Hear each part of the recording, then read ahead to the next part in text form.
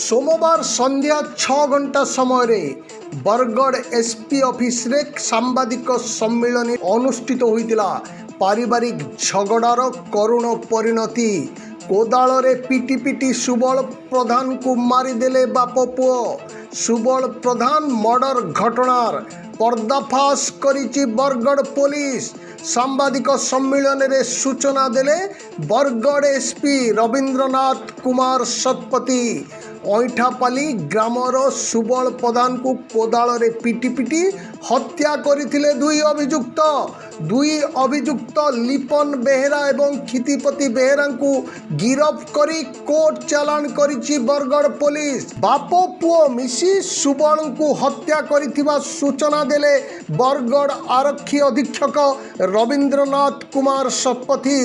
रविवार राति 10 घंटा समय पिटी पिटी हत्या करिथिबा अभियोग होइतिला।